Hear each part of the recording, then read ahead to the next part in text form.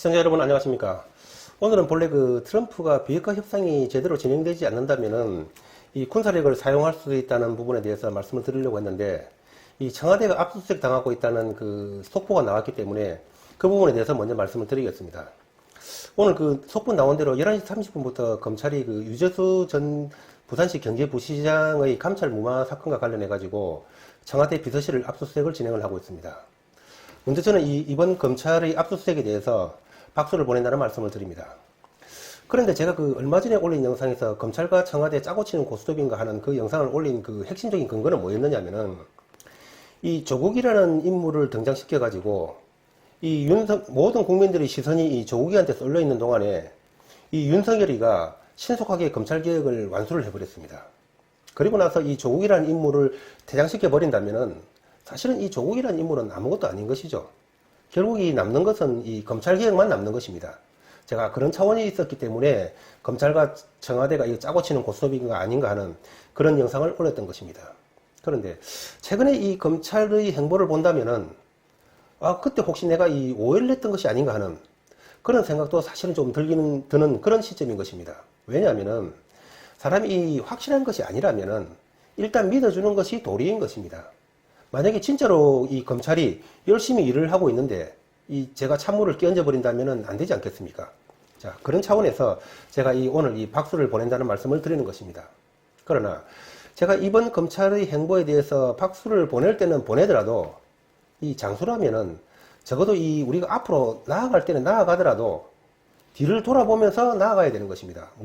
무작정 무턱대고 앞만 보고 나갈 수는 없는 것입니다.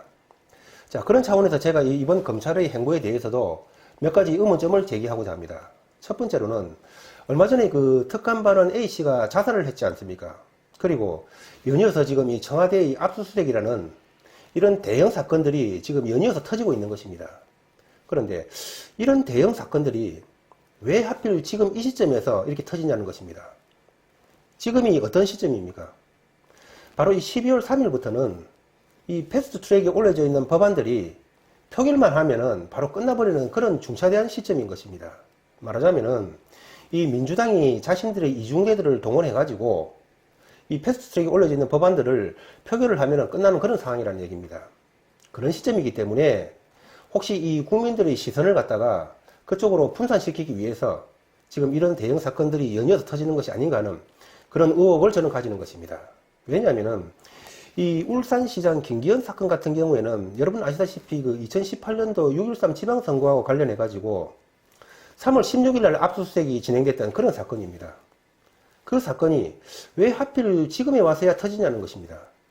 물론 작년 같은 경우에는 이 정권이 초기였기 때문에 힘이 워낙 막강해 가지고 검찰이 이 눈치를 본다고 제대로 사건을 터뜨리지는 못했다고 하더라도, 그렇다고 하더라도 그것이 왜 하필이면은 지금 이 12월 지금 이 시점이냐는 것입니다.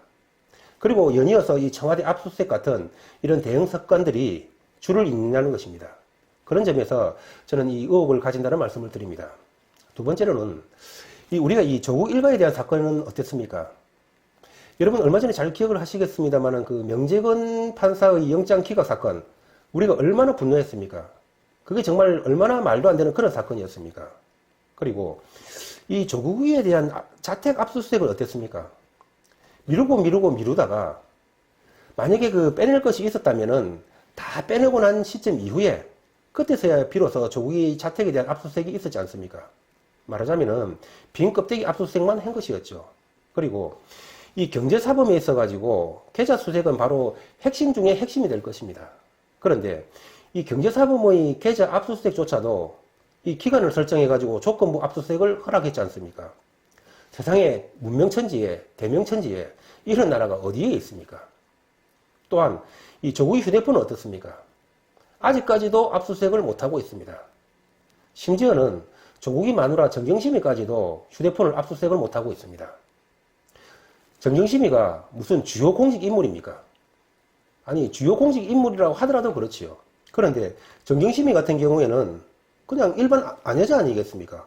그런데 왜 압수수색을 못하는 것입니까? 말하자면은 이렇게 말이 안 된다고 하더라도 이들이 보호하고 싶은 것은 국민의 여론이나 시선 따위는 아랑곳하지 않고 이들은 보호하고 싶은 것은 보호를 철저하게 하는 그런 집단이라는 것입니다. 그런데 이번 특감반은 A씨의 자살 사건에서 A씨의 휴대폰 같은 경우에는 어떻게 신속하게 그렇게 압수수색 영장이 발부가 된 것입니까?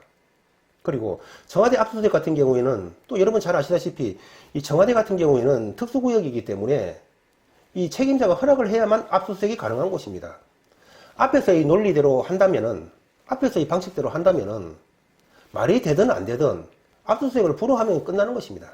자, 그렇기 때문에 이번 이 A씨의 휴대폰하고 이 청와대 압수수색에서는 별로 건질 것이 없는, 말하자면은 영양가 없는 그런 압수수색이 아닌가 하는 저는 그런 생각을 한편으로는 하는 것입니다. 그렇기 때문에 우리가 이 무작정 지금 검찰의 행보에 대해서 환호만 할 것이 아니라 이번 검찰의 행보에 대해서는 아직까지는 그저 지켜만 봐야 된다는 그런 상태라고 저는 말씀을 드리고 싶습니다. 일각 그 언론에서 본다면은 지금 뭐 청와대와 검찰이 마치 난투극을 벌이는 것처럼 이렇게 보도를 하고 국민들을 흥분을 시키고 있지만은 저는 그런 희망 섞인 이런 지금 보도들을 해서는 되는 시점은 아니라고 생각을 합니다. 이 모두가 지금 검찰에 환호를 하고 있습니다. 그렇지만은 또 한편에서는 이렇게 냉철하게 바라봐야 되는 시각이 필요하다는 그런 말씀을 드리면서 오늘 방송을 마치도록 하겠습니다.